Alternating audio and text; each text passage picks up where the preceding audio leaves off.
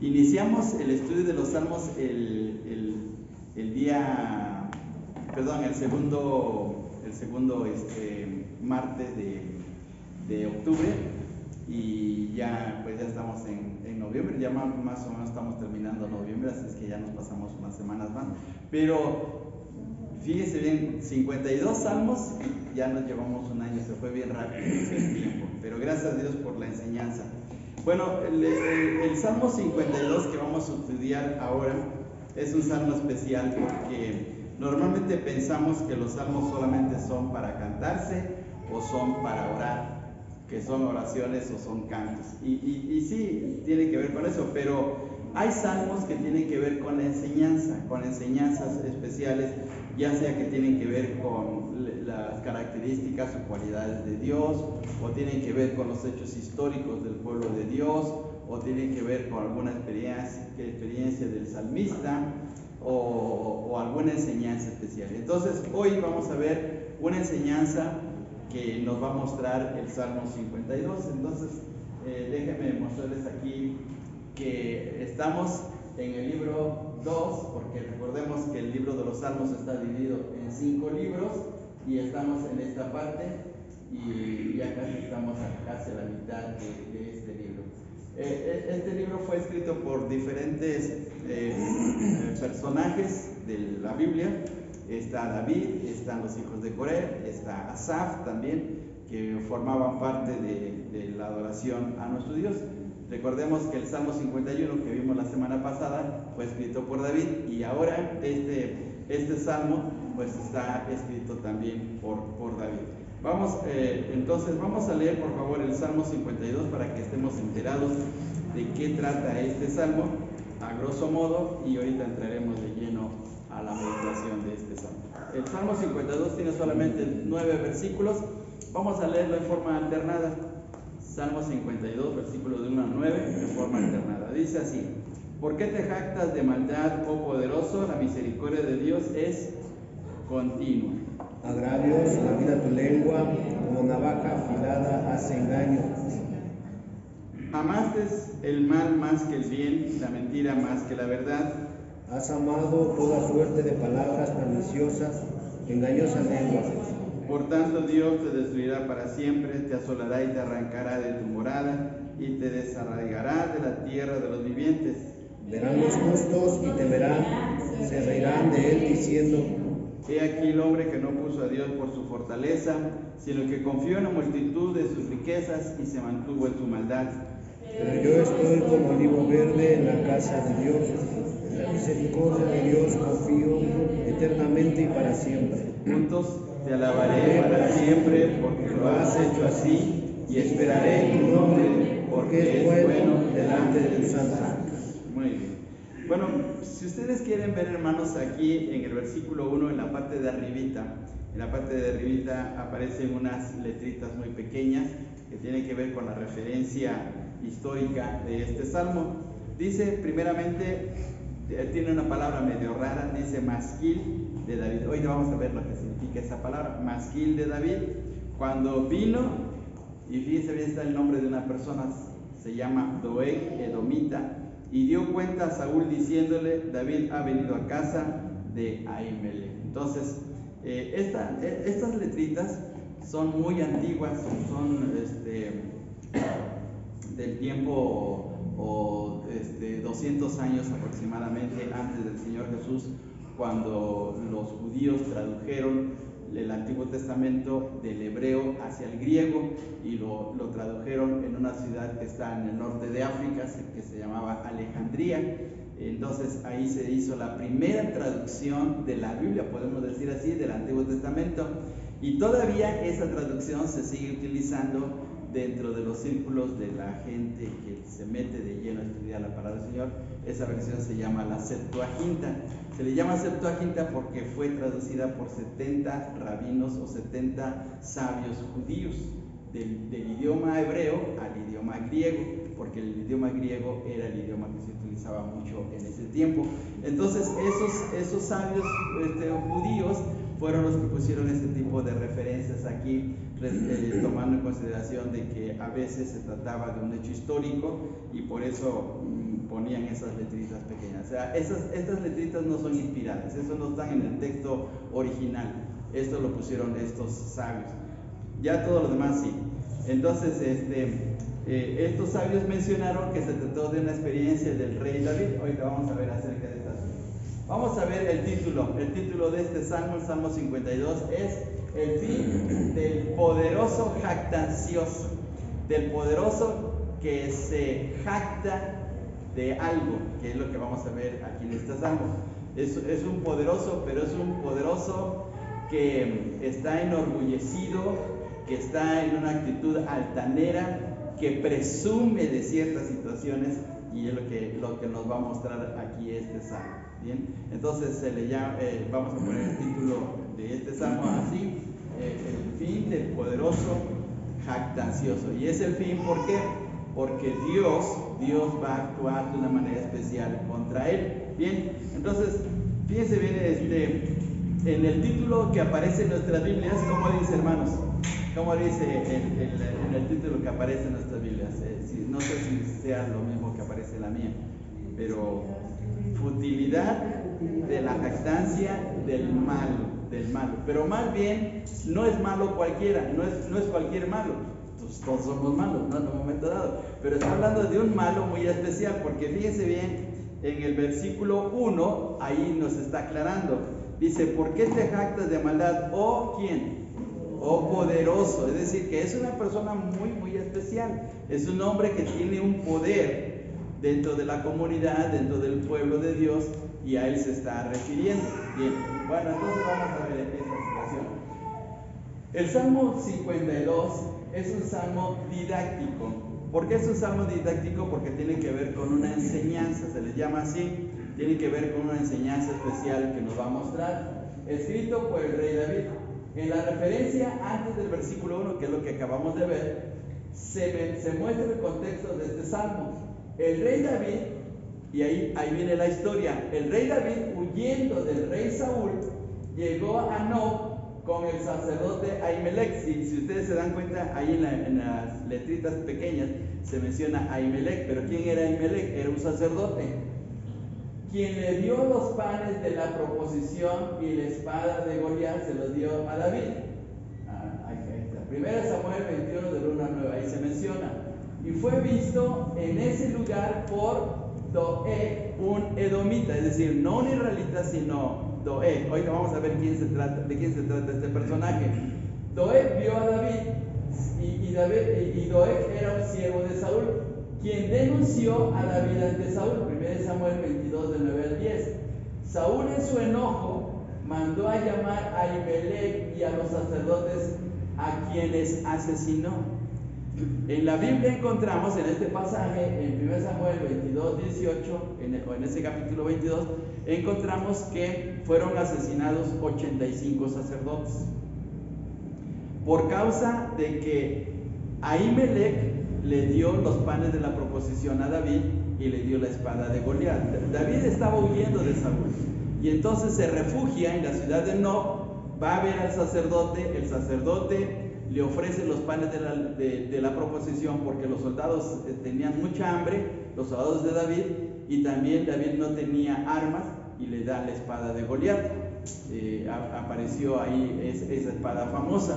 Y entonces, a causa de eso, fue que Doeg, que estaba presente ahí, pues va y corre a ver al rey Saúl y le da la noticia de que David había llegado a esa ciudad de Nob y lo que había acontecido. Entonces el rey Saúl se enoja contra los sacerdotes, manda a llamar a Ahimelech, que era el sumo sacerdote propiamente, y entonces pues los ataca, los asesina. Fueron 85 en total. Bien, entonces vamos a ver un poquito más todavía.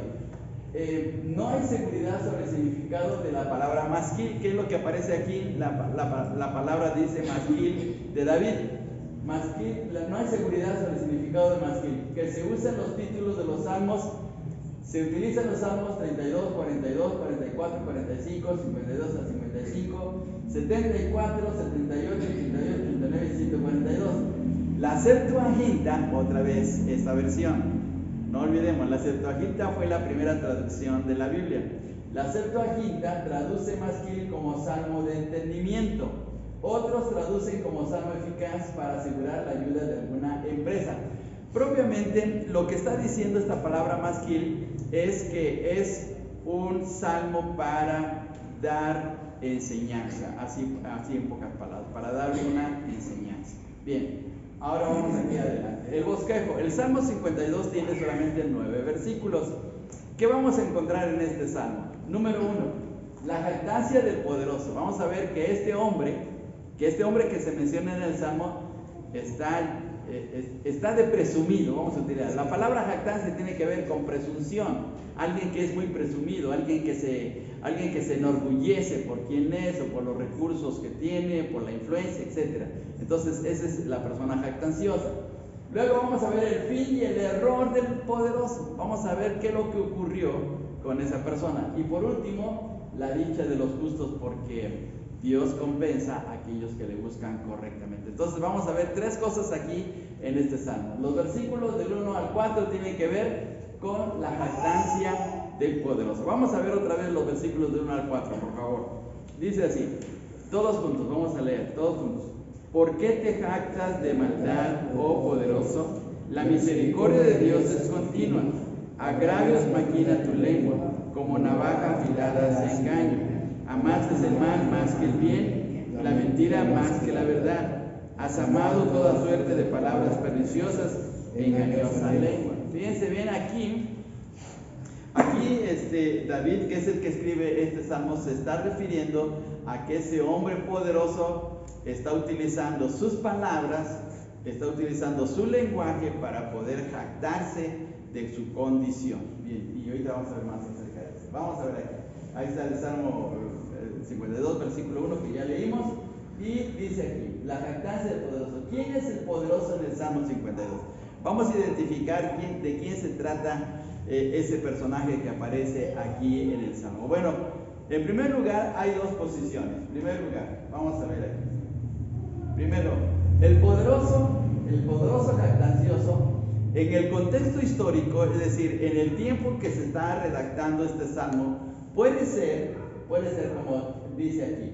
El contexto histórico y en la experiencia del rey David, el hombre poderoso mencionado en el Salmo 52, se enfoca al rey Saúl, porque era el rey en ese momento. Entonces, el más poderoso de Israel en ese momento era el rey Saúl. Y el rey Saúl estaba persiguiendo al rey David. Había un conflicto muy especial entre Saúl y David. Propiamente, más bien era el conflicto de Saúl contra David, no David contra Saúl, porque David no quería hacerle nada a Saúl, porque era el ungido de Dios. No olvidemos esa situación. Y entonces el poderoso era el rey Saúl. Podríamos pensar que entonces está hablando de Saúl. Bien, ahora, el contexto didáctico, es decir, la enseñanza, el Salmo se puede referir al hombre poderoso, que es toda persona que desafía a Dios, de todos los tiempos, porque en todos los tiempos ha habido personas que han utilizado su influencia, sus recursos, su posición social o política para desafiar a Dios. Por ejemplo, hemos encontrado personajes famosos en la historia que han desafiado a Dios.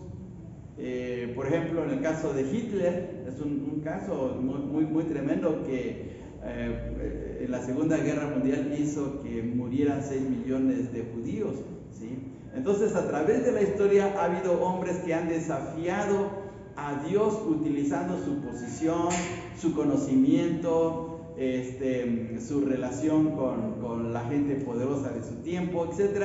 Entonces han desafiado. Entonces el Salmo puede referirse a todo tipo de persona que a través de la historia se ha creído en el desafío hacia Dios, ¿sí? Ha habido personas que dicen, no, yo no creo en Dios, y para mí no existe Dios, y etcétera, etcétera, y desafían al Señor. Entonces puede referirse a él. Pero una cosa más todavía, aquí el Salmo puede ser que se esté hablando de este personaje, de Doeg, el edomita. ¿Por qué se le llama Doeg edomita? Porque Doeg pertenecía a Edom, un pueblo que estaba cercano a Israel. Propiamente estaba dentro de la tierra de Canaán. ahí estaba ese pueblo, el pueblo de Edom, y entonces Doeg pertenecía a ese pueblo. Él no era israelita, él no tenía nada que ver con el pacto con Dios, pero resulta que en ese momento Doeg tenía una posición privilegiada. Número uno, la mayoría de los comentaristas apuntan que el Salmo habla de Doeg el edomita. Este hombre era el principal de los pastores de Saúl. Por favor, vayamos, ahora sí vamos a entrar en nuestras Biblias. 1 Samuel 21:7. Y alguien, por favor, que nos lea. 1 Samuel 21:7. Y estaba allí aquel día detenido delante de Jehová uno de los siervos de Saúl, cuyo nombre era Doeg edomita, el principal de los pastores de Saúl. Muy bien, subrayen esa frase, el principal, o sea, no era cualquier pastor, era el principal, es decir, que era el jefe de los pastores del rey Saúl. Él cuidaba el ganado del rey, entonces él tenía una posición privilegiada, porque él se sentía se sentía orgulloso por tener esa posición muy especial de ser el cuidador o el administrador del ganado del rey Saúl. Era el principal de los pastores. Entonces, número 2, Doeg estuvo presente cuando David llegó a Nob con el sacerdote Ahimelech. Ahorita vamos a ver algo más acerca de eso. El sacerdote Ahimelech le dio a David los panes de la proposición y la espada de Goliat. Vamos ahora a 1 Samuel 21, el 6 y el 9, por favor. A ver, regresamos un poquito. El 6. Así el sacerdote le dio el pan sagrado, porque allí no había otro pan sino los panes de la proposición, los cuales habían sido quitados de la presencia de Jehová para poner panes calientes el día que aquellos fueron quitados. Muy bien, muy bien. David había llegado muy cansado con su gente, con sus soldados, y le pidió, fíjense que le pidió 5 panes, Vamos al versículo 3, por favor, vamos a regresar un poquito. Dice así: ahora pues, ¿qué tienes a mano? Dame 5 panes o lo que tengas, porque David quería alimentar a sus soldados y le estaba pidiendo esos 5 panes. Y entonces el sacerdote de Ahimelech, que es el texto que leímos, el 6, le dijo: no tengo pan, el único que tengo es el pan de la proposición. Ahora, ¿qué es el pan de la proposición? Es el pan que se colocaba en el tabernáculo, en el lugar santo, en una mesa especial. Se ponían 12 panes. ¿Por qué 12 panes? Porque cada pan representaba ¿a qué? A las tribus, exactamente. Era la forma simbólica de mostrar que Dios estaba proveyendo a su pueblo, a las 12 tribus. Entonces el sacerdote de Ahimelech le dice: no tengo un pan normal, por decir así, el pan común, sino tengo el pan que es sagrado. Y entonces se lo da, le da ese pan a David. Pero resulta que, veamos otra vez el versículo 7. Y estaba allí aquel día detenido delante de Jehová uno de los siervos de Saúl. ¿Quién estaba observando lo que estaba pasando? Pues era Doeg, exactamente. Perdón la expresión, pero Doeg fue el chismoso, porque él estaba observando lo que estaba pasando en ese momento. Y entonces fue que Doeg fue a buscar al rey Saúl. Vamos al versículo 9 ahora.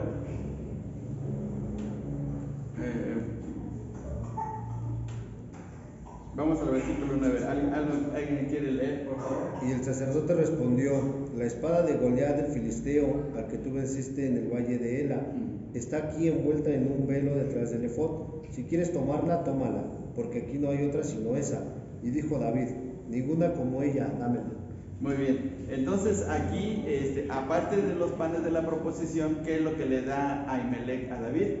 La famosa espada de Goliat. Debió ser una espada muy especial, extraordinaria, porque pertenecía al gran gigante de Filisteo. Entonces se la da a él. Bien, ahora nos vamos a pasar al capítulo 22 y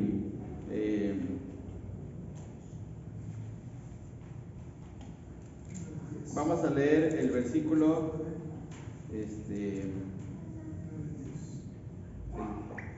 el 10, ¿verdad? El 9 y 10, exactamente, 9 y 10. Dice el versículo 9: Entonces Doeg, edomita, que era el principal de los siervos de Saúl, respondió y dijo: Yo vi al hijo de Isaí que vino a Nob. ¿Quién era el hijo de Isaí? El rey David. Muy bien. Ahimelech, hijo de Ahitob, el cual consultó por él a Jehová y le dio provisiones, y también le dio la espada de Goliat el filisteo. Vean ustedes, entonces ahí está el chisme. Ahí está el chisme, porque Doeg le hace ver a Saúl que lo que había pasado en esa ciudad. Entonces, a causa de esa situación, de lo ocurrido en Nob, el rey mandó a llamar a Ahimelech y a los sacerdotes, los cuales fueron asesinados por Doeg. Vamos ahora más adelante hasta el versículo 18. Dice versículo 18, a ver, lo leemos todos juntos. Entonces dijo el rey a Doeg: Vuelve tú y arremete contra los sacerdotes. Y se volvió Doeg el edomita y acometió a los sacerdotes y mató en aquel día 85 varones que vestían efod de lino. Fíjense bien, ahí está la masacre que ocurrió en esa ciudad, bueno, en ese lugar, por causa de que Saúl se había molestado contra los sacerdotes habiendo ayudado a David. Entonces, el Salmo 52 se puede interpretar que el poderoso pudo ser el rey Saúl, puede ser didácticamente cualquier otro poderoso, pero en el sentido más específico tiene que ver con Doeg, porque él era un hombre importante o se sentía importante ante el rey Saúl por ser el principal de los pastores. Bien. Y entonces ahí viene entonces la palabra: ¿por qué te jactas de matar, oh poderoso? O sea, Doeg se estaba jactando de su posición y que además le había privilegiado el rey Saúl para asesinar a los sacerdotes. Los sacerdotes no se defendieron, ellos no tenían armas, simplemente fue una masacre horrible en esa situación, ¿sí? Entonces ahora vamos a rezar. Pero resulta que Doeg aquí en este salmo se estaba jactando. ¿Y de qué manera? Estaba utilizando sus palabras. Fíjense bien, versículo 2 dice: agravios maquina tu lengua, como navaja afilada hace engaño. Amaste el mal más que el bien, la mentira más que la verdad. Has amado toda suerte de palabras perniciosas, engañosa lengua. A causa de haber asesinado a los sacerdotes y que le había recibido ese privilegio, por decir así, del rey Saúl, porque el rey le mencionó a él, pues él se sentía tan engreído, se sentía tan fascinado, que por eso empezó a hablar de la posición que él tenía, pero era de engaño, era de estarse jactando indebidamente, porque había asesinado 85 sacerdotes. Una de las cosas que podemos ver en la vida de Saúl es que él cometió tres graves errores. Siendo un hombre que fue utilizado por Dios al principio, resulta que cometió tres graves errores. El primer error fue que Dios le manda acabar con un pueblo que se llamaban los amalecitas, porque había guerra entre amalecitas e Israel, y Saúl recibe la orden de poder atacar a los amalecitas y destruirlos, pero no lo hace el rey Saúl. Perdona la vida del rey, ¿sí? Y se queda con el ganado de los amalecitas. De una manera que incluso hasta Saúl toma el pretexto diciendo que ese ganado iba a servir para los sacrificios de Dios, pero eso era mentira, ¿sí? Entonces cometió ese primer error. El segundo error fue que mató a esos 85 sacerdotes. Y el tercer error fue a consultar a una divina en un pueblo que se llamaba Endor, ¿sí? Entonces, los tres graves errores de Saúl le llevaron a su muerte propiamente, ¿sí? Pero Doeg se sentía fascinado, vuelvo a repetir, por el hecho de que el rey le había dado esa posición tan especial. Entonces, por eso es que se está jactando. él está hablando así de una manera muy orgullosa. Supongamos que en este momento uno de nosotros es llamado al palacio para ser parte del equipo de trabajo de la presidenta. ¿Cómo nos sentiríamos?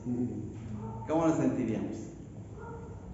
Privilegiados tal vez, y hasta diríamos, miren, ahora estoy en el palacio, etc. Podemos decir de esa manera, ¿sí?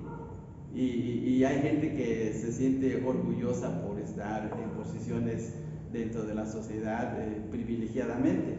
Entonces lo mismo pasaba con Doeg, él se sentía así, y por eso es que pues estaba hablando de esta forma, ¿sí? De una manera muy altanera, muy desafiante, y de seguro que menospreciaba al rey David. Por eso dice en este versículo, agravios maquina tu lengua, y como navaja afilada hace engaño. ¿Sí? Fíjense bien qué manera está hablando aquí el texto. Bien, vamos a ver una cosa más. En estas palabras que menciona el texto, dice, agravios maquina tu lengua. El jactancioso piensa agravios en su mente y luego lo expresa con su lengua. Porque vean ustedes lo que dice el texto. Agravios maquina, es decir, que le está dando vueltas y vueltas y vueltas a su cabeza diciendo, ay, qué importante soy yo, qué bueno que me pusieron en este lugar, qué bueno que ahora tengo esta posición tan especial. Y estaba maquinando y por eso se estaba enorgulleciendo. Luego aquí mismo dice, como navaja afilada hace engaño. Usa palabras filosas, vamos a poner así entre comillas, filosas, palabras que son muy hirientes para engañar, ¿sí? Es de esas palabras es de esas personas que utilizan palabras muy rebuscadas, muy refinadas, o buscan la manera de cómo engañar. Miren, para que ustedes puedan entender esta situación de las palabras así muy engañosas. Por ejemplo, ¿se acuerdan de los merolicos? ¿Se acuerdan de los merolicos vendiendo las medicinas ahí en la Merced? ¿Sí? ¿Qué decían? Este producto, ese medicamento, no, le cura el cáncer, le cura las úlceras, le cura todo. ¿Y cómo eran los merolicos? Pues muy convincentes, ¿sí? Y ahí estaba toda la gente, hasta hacían este círculo para poder escuchar al merolico, ¿no? Y los engañaba. Luego había gente que compraba y luego había engaños y decía, no, lo que me vendió fue pura agua, no era nada de medicina, ¿sí? Entonces era un engaño. Bueno, pues así esa es la expresión. Una persona que utiliza el lenguaje pero para hacer caer a otros. Bien, ahora veamos aquí. Dice, fíjense bien, en este texto utiliza el verbo amar. Amaste el mal más que el bien. Luego aquí no lo dice, pero se entiende el texto. Amaste la mentira más que la verdad. Has amado toda suerte, es decir, toda clase de palabras perniciosas. Este hombre estaba tan fascinado por su posición que estaba utilizando palabras para poder engañar a la gente. Y Doeg se sentía así. Doeg se sentía de esa manera para estar afectando a otros, ¿sí? En los 10 mandamientos encontramos que hay uno que tiene que ver con la manera de hablar. ¿Y cuál es ese mandamiento? Es el mandamiento número 9, donde dice, no dirás falso testimonio. Tiene que ver con la lengua, tiene que ver con las expresiones, tiene que ver con la manera como hablamos, ¿sí? Entonces, la Biblia habla acerca de que debemos de tener mucho cuidado en nuestra manera de hablar, porque la manera de hablar va a reflejar lo que hay dentro de nuestro corazón, y es lo que pasaba en la vida de Doeg. Él se sentía muy importante ante el rey David y por eso hablaba palabras que eran indebidas o hirientes, como lo menciona aquí el texto, ¿sí? Entonces vamos a ver ahora aquí, en esta, veamos lo que dice Santiago 3:6. Por eso que debemos de tener cuidado con la manera de hablar. Dice, y la lengua es un fuego, un mundo de maldad. Fíjense bien, la lengua está puesta entre nuestros miembros y contamina todo el cuerpo e inflama la rueda de la creación, y ella misma es inflamada por el infierno. Hoy en la actualidad, hermanos, hoy, ¿cómo se hablan de palabras tan majaderas, tan groseras? Ahora hasta en las canciones. Uno va en la micro, va en el camión o ahora hasta en el Uber y hasta va escuchando canciones con unas majaderías tremendas. Porque hacemos ahora en la sociedad, dado a estar hablando mal con nuestra boca, porque no hay restricciones ahora. Y luego hasta la gente dice, no, es que yo puedo hablar como se me dé la gana. Pero veamos lo que dice aquí Mateo 12:36 en las palabras del Señor Jesús. Dice, mas yo digo que de toda palabra ociosa que hablen los hombres, de ella darán cuenta en el día del juicio. O sea, no solamente vamos a dar cuenta de nuestros hechos, sino de lo que hablamos. Así es que si se nos sale una palabra, si se nos sale un sapito, una lagartija de la boca, de esa vamos a dar cuenta en el día del juicio. Dice el Señor, porque por tus palabras serás justificado y por tus palabras serás condenado. Entonces, quiere decir que nuestro lenguaje debe ser correcto, nuestra manera de hablar debe ser correcta porque somos responsables delante de Dios. ¿Sí? Bien, vamos a ver una cosa más todavía aquí. Ahora, el error del poderoso, el fin y el error del poderoso. ¿Qué te dará o de qué aprovechará lengua engañosa? O sea, ¿de qué te sirve tener un lenguaje que es feo y que piensas que con tu lenguaje vas a salir adelante? ¿Sí? Tuvimos un presidente, hermanos, con un lenguaje muy feo. Y ustedes se acuerdan quién es, ¿verdad? Con un lenguaje muy feo. Y hoy incluso, en las campañas políticas luego se quieren hacer los muy populares y dicen palabras feas. Y eso no gana a la gente. Eso no gana a la gente. Se creen como que quieren hacerse populares y ponerse al nivel de la gente, pero eso no es lo correcto. Y es lo que está diciendo aquí David en este salmo. Bien, veamos aquí la intervención de Dios. Como ya lo vimos en Mateo 12:36, se va a dar cuenta en el día del juicio. Y luego Hebreos 4:13 dice, no hay cosa creada que no sea manifiesta en su presencia, antes bien todas las cosas están desnudas y abiertas a los ojos de aquel a quien tenemos que dar cuenta. Entonces Dios va a llamar a cada uno de nosotros y va a decir, no solamente por tus hechos, sino también por tus palabras. ¿De qué manera hablaste? ¿Cómo afectaste con tus palabras? ¿Cómo heriste? ¿Cómo dijiste palabras que no eran los correctos? ¿Sí? Y entonces Dios va a enjuiciar aún nuestras mismas palabras. Veamos entonces lo delicado que es la manera de hablar. Doeg tenía esa presunción de que estaba hablando palabras muy fuertes, muy duras, muy engañosas, muy groseras, y pensó que con eso se iba a ganar el prestigio de la gente, pero no es así. Veamos aquí. ¿Hay pecados de la lengua? Sí. Aquí nada más aparecen estos pecados, pero hay más todavía. ¿Sí? Por ejemplo, la mentira, la murmuración, el chisme que ya mencionamos. ¿Y han visto esta palabra? Truanerías. A ver, por favor, vayamos a Efesios 5:4. Efesios 5:4. Vamos a ver este texto. Si alguien lo encuentra, por favor que nos lea en la Biblia. 5:4. Ni palabras deshonestas, ni necedades, ni truanerías, que no convienen, sino antes bien acciones de gracias. Muy bien, aquí aparece la palabra truanerías. ¿Han escuchado la palabra truán para referirse a una persona? Casi no se utiliza mucho, ¿no? Pero luego dicen, esa persona es un truán. Bueno, ¿quién es un truán?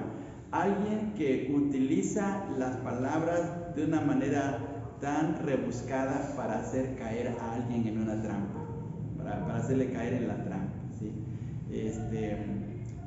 Por ejemplo, cuando los vendedores iban por las calles hace años y decían, esta vajilla es de lo máximo, esta vajilla es de lo especial, y hacían caer a la señora en la trampa, ella se endrogaba con la vajilla y ya la enredaban con palabras bonitas para poder hacer que comprara su vajilla. Entonces, un truán es alguien que está engañando a alguien. Más bien, es una palabra negativa porque tiene que ver con un engaño, pero muy envuelto.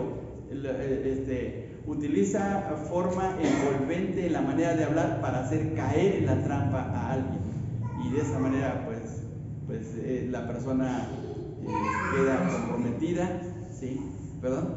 Un engaño sutil. Un engaño sutil, exactamente, y cae en la trampa y entonces pues ya se compromete, ¿sí? Ya digamos ya, así. Hermano, pero si, por ejemplo, todo lo que se vende hoy en día, pues de eso se trata el producto, son productos chafas, sí, pero siempre lo maximizan sus funcionalidades. Ahí está la truanería. ¿Es eso sería entonces? Sí, truanería, sí. Entonces, si por ejemplo nosotros, si yo fuera un comerciante, porque se aplica en todo, ¿no? O sea, no nomás en la iglesia, sino aplica en, pues en el toda precio justo, tendría que ser el precio justo. Ajá. El precio justo. Resulta que salieron las noticias, ahorita hablando de lo que está diciendo nuestro hermano, salieron las noticias que la persona que está al frente de ¿cómo se llama la secretaría que tiene que ver con la revisión de los productos? La Profeco. Bueno, la persona que estaba que está como principal de la Profeco, fue a un Walmart y salió hasta la televisión, fue a un Walmart y veo un sartén que tiene el precio de 500 pesos, pero dice, pero la rebaja está en 400 y tanto. Resulta que levanta la etiqueta y estaba en 300 y tantos antes. O sea que estaban cayendo en un engaño la gente. Bueno, pues esa es una forma de truanería, de hacer caer en la trampa a la persona, ¿sí? De engañar. Y entonces que iban a multar al Walmart porque estaba, ahora con lo del Buen Fin, estaba alterando los precios, pero de una manera indebida. Bueno, engañando propiamente a la gente. Entonces eso es una truanería. Entonces el comerciante, como decía nuestro hermano, pues tiene que pedir el precio justo y se acabó. Esa es la situación. Bueno, aquí aparece la palabra truanería. Bien, vamos aquí adelante. Entonces, mentira, murmuración, chisme, truanerías, maldiciones. A ver, les quiero hacer una pregunta, hermanos. ¿Ustedes creen que la adulación sea mala? Sí. ¿Creen que la adulación sea mala? A ver, digan por qué la adulación es mala. Lo dice la Biblia, ¿no? Que los labios lisonjeros no agradan al Señor. Ajá, muy bien. ¿Sí, hermano? Yo creo que es mala ya también cuando llega a la exageración. Sí. ¿Y para qué se utiliza la adulación? Para hacer sentir grande al otro. Exactamente, para hacerle creer, ¿no? Pero hay Para creer adulación engañosamente, del ¿no? corazón, No, claro, a veces se puede decir una palabra bonita, a veces se puede decir una palabra de ánimo y pues tratar de hacer sentir bien al hermano, o sea, eso tiene que ver con el corazón, pero la adulación es una palabra negativa porque se está tratando de hacer caer a la persona como que realmente es muy especial, pero realmente no lo es, o sea, se le hace creer lo que no es. Ese es el asunto. Y siempre va acompañada de un interés, ¿no? De parte del adulador. Exacto. Un interés, Exacto. pues sí, egoísta, mezquino. Exacto.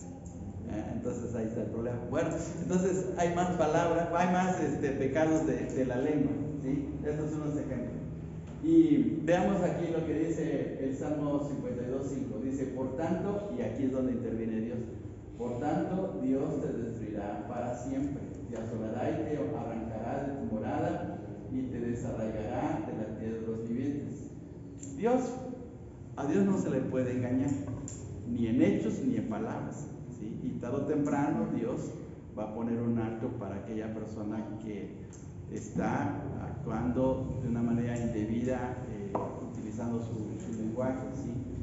Y veamos aquí en estas palabras, dice el Salmo 52:7, he aquí el hombre que no puso a Dios por su fortaleza, sino que confió en la multitud de sus riquezas y se mantuvo en su maldad. ¿Por qué estaba presumiendo Doeg? porque el rey Saúl lo había privilegiado y tenía una posición mejor que cualquiera de sus hombres, y que tal vez tenía riqueza, porque aquí lo está diciendo el texto, riquezas, y estaba actuando mal. Vamos a ver acá. El error del poderoso es que no tomó en cuenta a Dios, confió en sus riquezas y permaneció en su maldad, como lo dice aquí el texto. ¿Sí? He aquí el hombre que no puso a Dios por su fortaleza. Doeg, si hablamos de él era edomita, él no tenía nada que ver con los israelitas, no tenía que ver con el pacto con Dios, no le interesaba el Dios de Israel, ¿sí? Simplemente le interesaba su trabajo, le interesaba enriquecerse, le interesaba tener la posición de ser el hombre importante del rey en el cuidado de su ganado, y se acabó, ¿sí? Entonces, por eso es que actuaba de esta manera. Entonces, estaba confiando más en sus riquezas, más en su posición, y por eso es que actuaba mal. Ahora, no pasa lo mismo hoy en la actualidad, no pasa lo mismo con los que son poderosos, que se crecen porque tienen posición social, porque tienen riqueza, porque tienen influencias, etc. Y entonces pues actúan de esa manera, ¿sí? Bien, y dice aquí el Salmo, este texto, Proverbios 16, 18. Antes del quebrantamiento es la soberbia, y antes de la caída altivez de espíritu, porque tarde o temprano esa persona que se enorgullece va a caer, y Dios va a actuar de una manera tremenda contra esa persona, porque Dios no permite que alguien se burle de él, ¿sí? Y dice ahora aquí, vamos a ver aquí esto. ¿Cuál es la reacción de los justos? Al ver a ese hombre poderoso que cae bajo la mano de Dios, fíjense bien, entonces vienen reacciones de los justos, porque viene la lección para nosotros. Eso nos anima a temer a Dios, porque al ver que Dios ejecuta su juicio con aquellas personas, pues debe animarnos a temer a Dios y a buscar. Vamos al versículo 6, por favor, alguien que nos lea 52:6 del Salmo.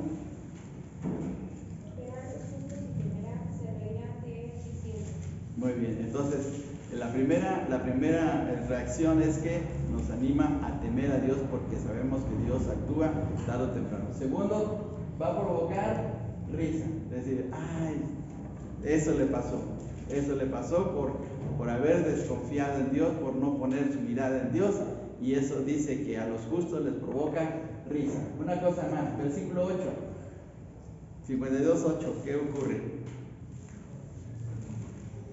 Pero yo estoy como olivo verde en la casa de Dios, en la misericordia de Dios confío eternamente y para siempre. Muy bien, el olivo es un árbol que se utiliza mucho en la tierra de Canaán, de ahí se saca el famoso aceite, y aquí en Chimalhuacán hay olivos, y aquí también se produce el aceite de olivo, aquí en Chimalhuacán. Incluso hay una feria a principios de diciembre. Ya por estas fechas creo que va a haber esa feria. Y resulta que el olivo es un árbol frondoso y que dura muchos años. Y lo que David estaba diciendo, así voy a hacer yo. Al buscar a Dios, al confiar en Dios, al poner mi mirada en su misericordia, voy a ser como un olivo. Entonces esa es la bendición para el que busca a Dios, ¿sí? Y por último, versículos 8 y 9, aquí en este salmo, ¿qué dice? Te alabaré para siempre porque lo has hecho así, y esperaré en tu nombre porque es bueno delante de tus santos. Entonces hay un regocijo, hay una adoración al Señor por el hecho de que al buscarle, nuestro fin es totalmente diferente al fin del poderoso, porque para nosotros es de bendición, es de gozo, de satisfacción, que estamos en el camino de Dios, ¿sí? Bien, entonces ahí está la bendición.